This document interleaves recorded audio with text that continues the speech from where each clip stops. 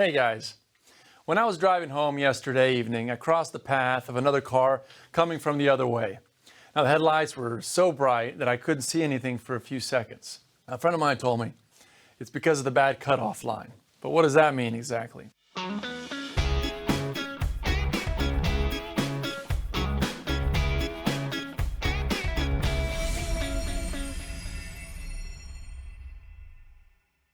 So today's expert is Lucas Cooper, and he will lead our way.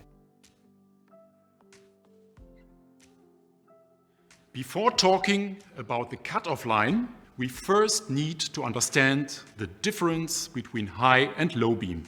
Every car is equipped with two lighting functions. High beam reflectors are designed to give you maximum visibility. They throw all the light from the bulb straight ahead, thus providing optimal illumination at farthest distances. The high beam should only be used when there are no oncoming vehicles within 100 meters. Low beam, on the other hand, should be used when there is someone in the opposite direction. It is the most common use. A properly aligned low beam reflector illuminates a range of 75 meters in the direction of the oncoming drivers and up to 100 meters along the driving lane. This avoids glaring any other road users. Of course, regarding low beam, having brighter light with LED retrofit bulbs, for instance, is always good. But it is also useless if not directed at the right place on the road where the driver needs it the most.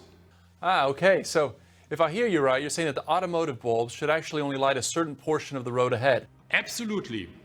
This is where the cutoff line intervenes. It is the area in front of the car where the light level drops from maximum intensity to a very low level. Thus, the cutoff line separates the illuminated zone on the road and the area where, for example, the oncoming drivers approach. It is also called glare zone. In this area, the light level should be very low in order to ensure the safety of every road user. The position of the cutoff line, as well as the light intensities above and below the line, are defined by minimum and maximum intensity values. These values are given in the ECE automotive lighting regulations for halogen bulbs. If the cutoff line is not at the right distance, it's dangerous for oncoming drivers, but also for the driver. In this example, the cutoff line is far beyond 75 meters in the direction of the oncoming driver. It means there is a lot of glare above this line. This will dazzle the oncoming drivers. In this second example, the cutoff line is far below 75 meters. It means there is not enough visibility range to brake in time when driving at speeds of more than 70 km per hour. This will significantly increase the risk for an accident. That makes sense, but to sum it up, if the cutoff line is in the right position, then I know that you and the oncoming traffic will be safe. Now, I'd like to upgrade my car with LED retrofit bulbs, but how do I know as a driver if the light beam is going to be good? Actually, ECE regulations provide instructions for optimal driving conditions and safe light for halogen car bulbs. Our Philips LED retrofit bulbs are consequently following these to ensure that drivers have optimal light distribution for safe driving. Regulations state that every beam pattern of a halogen headlight requires a minimum light intensity close to the cutoff line between 50 and 75 meters. On the border of the driver's lane, for instance, you need a minimum light intensity of about 10,000 candela. Candela describes the amount of light which is illuminated in a certain direction. What matters is the amount of light. It is given in lumens in the direction between 50 and 75 meters, which is just below the cutoff line. Unfortunately, when choosing the LED retrofit bulbs, some drivers might look at the number of lumens the bulb may emit in any direction. What counts for safety is only the amount of light which is emitted in the direction just below the cutoff line, where the driver needs it the most on the road. Let's take an example of an LED retrofit bulb claiming 3800 lumen. As you can see here, this bulb produces a lot of glare. Its cut-off line doesn't even exist. The bulb is very bright, yes, but it lacks the precision. That's why we are using candela instead of lumen to assess a light beam pattern.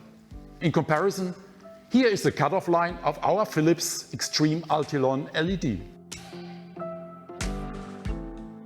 So then to put it in a nutshell, we must assess LED retrofit light beams using candela. Indeed. Also, in order to identify good beams, some smartphone apps offer to measure in lux your headlight's IMAX.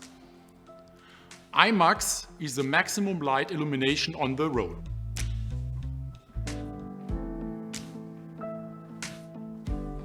Unlike candela, lux describes the amount of light on a certain area. IMAX is a first assessment, but it's not enough to tell if a beam is good or bad.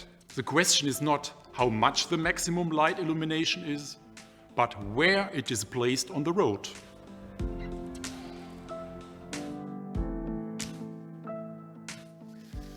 The maximum light illumination needs to be measured close to the cut-off line between 50 and 75 meters in front of the car. The light intensity in this specific direction is what we call the FOM. It goes for figure of merit. There is a minimum legal requirement regarding the amount of light on the road. It is measured at 3 specific points. One at 50 meters in the center of the driving lane. One at 50 meters on the right border of the driving lane. And one located at 75 meters on the right border of the driving lane. This one carrying double weight. The formula is the following: 2 times 75R plus 50R plus 50V. The more light you have into this area, the better you'll see on the road and thus have time to react and avoid obstacles. Here goes our Philips LED retrofit bulbs. In conclusion, a safe LED retrofit bulb should project the light properly within the FOM area and without glaring the oncoming driver. That's what our Philips LED retrofit bulbs do. We also have developed a technology dedicated to LED retrofit bulbs and called Philips Safe Beam. It allows our powerful light beam to be directed exactly where it is most needed on the road. With more precise control of light, drivers have greater visibility, making their nighttime driving better, safer, and more exciting. Are you guys ready to drive safely at night? I know I am. Well, that's all for today, but I'll see you again in the next episode. In the meantime, keep your headlights on and lead the way. Innovation and you, Philips.